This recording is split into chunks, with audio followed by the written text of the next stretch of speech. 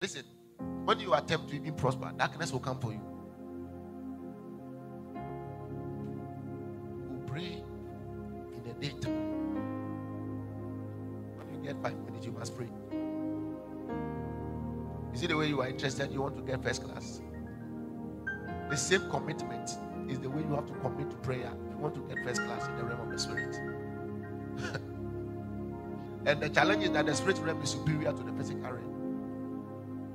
I told us yesterday about the Tower of Babel. The people put their minds together that they want to build. The only reason why the building was going on was because the spirit realm had not had interest. The only reason why the Tower of Babel, the building of it was in progress continually. It wasn't because they were smart. It was because the spirit realm had not expressed interest. It had not gotten to the point that they think it's a problem. So as you are living and you are going up and down, the reason why you are still this because you have not gotten to that point that they think you are a challenge. When they find you as a problem, you know that the spirit realm is superior to the physical realm. But when they now did the thing to a point that God now looked down and said, hey, what is this? And the spirit realm now found interest in what they are doing, and they came to ask questions. And they didn't have what it takes. They didn't have the answers to give to them. So when God showed up, what happened was that their tongues were scattered. Their tongues were divided. And confusion came, and they left the burden of the tower. The superiority of the spirit realm superimposing itself upon the physical realm.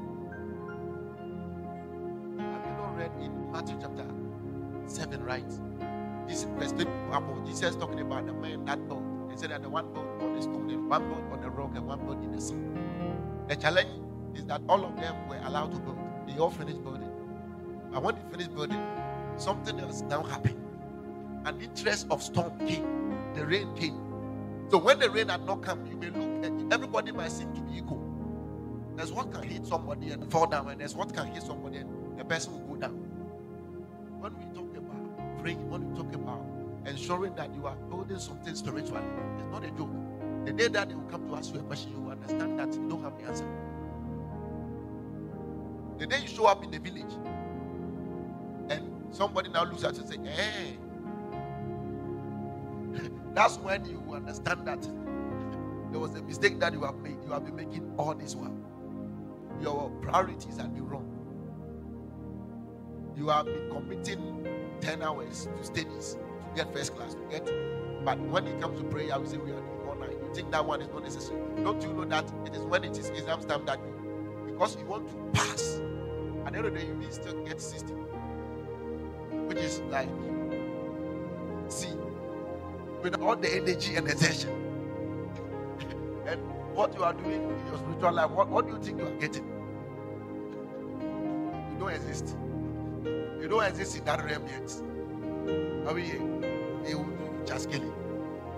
It's not to put fear, but it's to let you know that more work ought to be done.